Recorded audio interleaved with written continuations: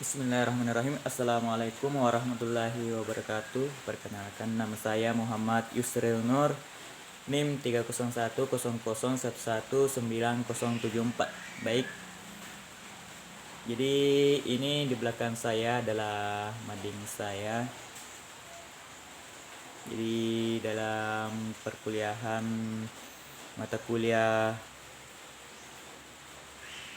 studi agama-agama, saya sudah menulis materi-materinya di mading, yaitu ada 9 materi. Jadi yang pertama yaitu mengenai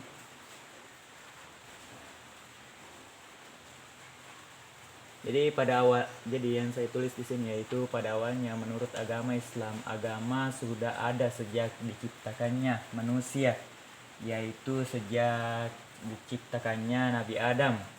Agama tersebut adalah agama tauhid, dan setelah berabad-abad maka muncullah agama-agama baru yang dibawakan oleh masing-masing pembawanya. Dan yang di pertemuan kedua yaitu klasifikasi agama. Jadi yang saya tulis di sini itu menurut Ahmad Abdullah Al-Maqdisi di dalam bukunya yang berjudul Living Religions of the World, beliau menulis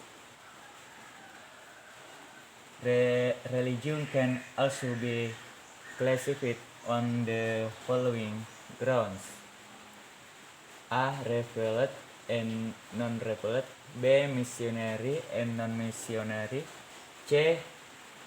Geographical, racial, and universal.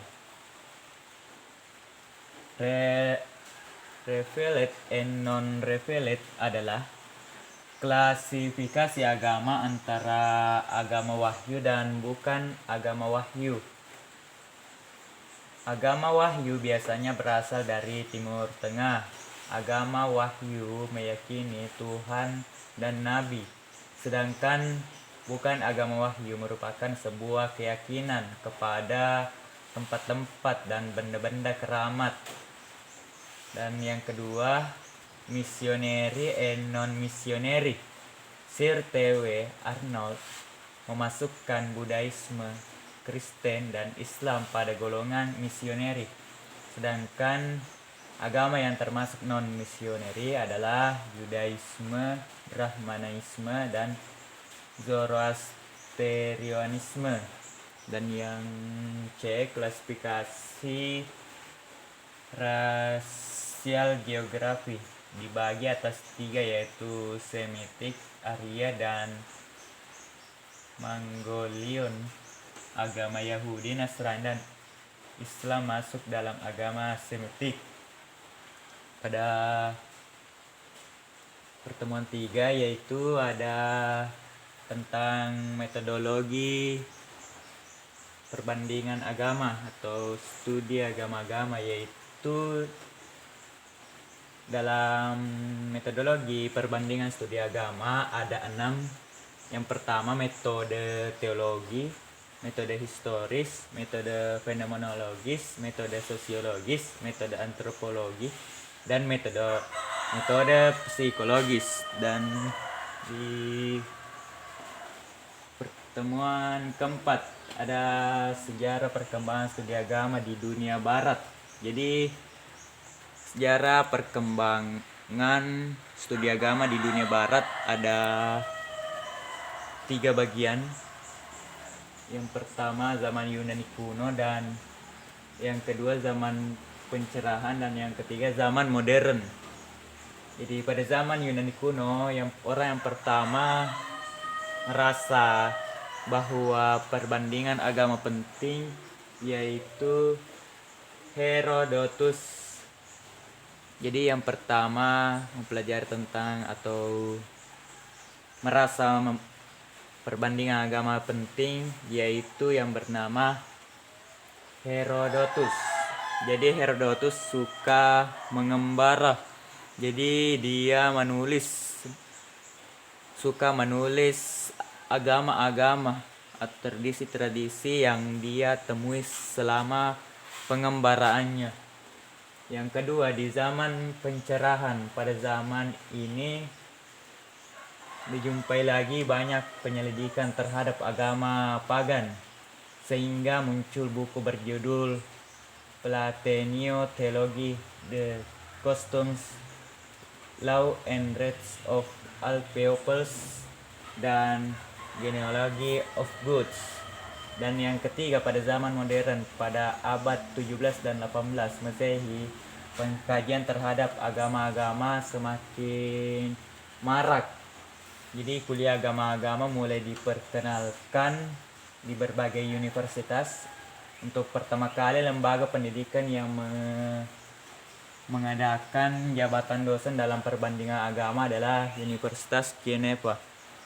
Dan kemudian di pertemuan kelima, jadi di sini membahas tentang sejarah studi agama di Indonesia.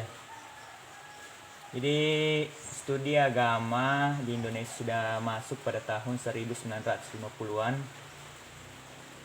Pada saat itu mata pelajaran perbandingan agama diajarkan di beberapa perguruan swasta seperti kursus normal Putri dan Sanawiyah di Bukit Tinggi, Islamic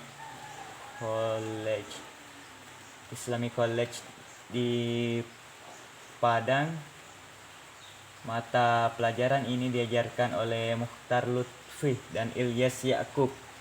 Keduanya pernah belajar di Kairo, Mesir. Dan selanjutnya di pertemuan ke-6 ada agama Katolik. Agama Katolik atau agama Kristen adalah agama yang dibawakan oleh Yesus Kristus atau Nabi Isa alaihi salam.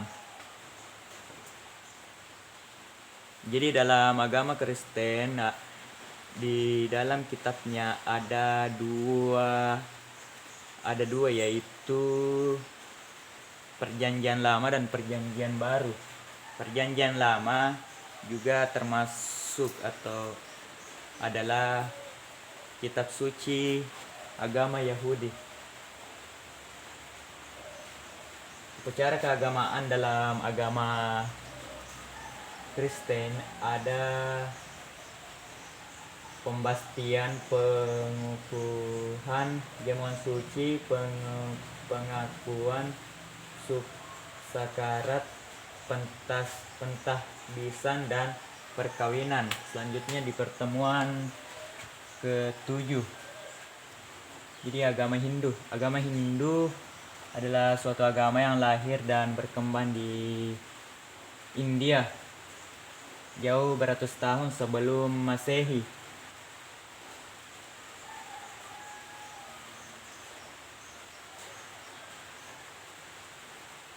Agama Hindu, jadi agama Hindu adalah sebutan dari agama-agama atau keyakinan di bangsa Arya dahulu di India. Dan di dalam agama Hindu ada 3 periode.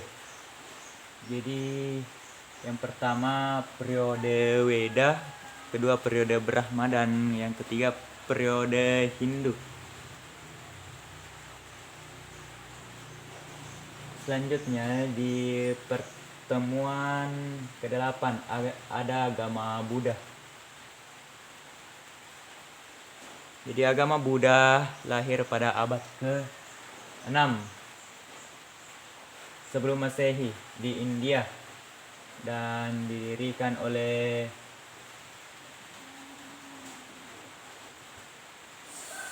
Srudahartu Gautama. Kitab suci agama Hindu disebut dengan Tripika atau 3 keranjang. Jadi Tri artinya 3, Pika artinya keranjang. Jadi yang termasuk di dalam Tripika ada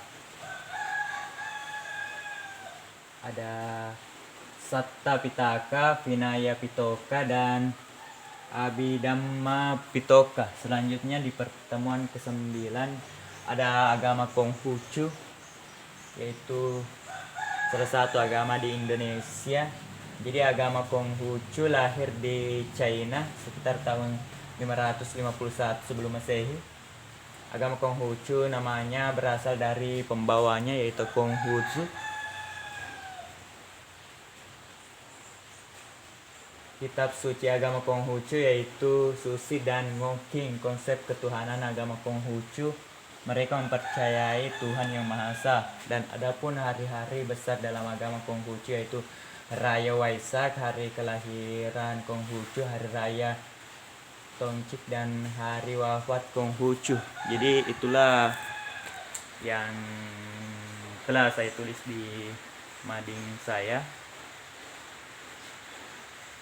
Dan apabila ada kata-kata yang kurang berkenan mohon dimaafkan. Saya Muhammad Yusril Nur mohon undur diri. Assalamualaikum warahmatullahi wabarakatuh.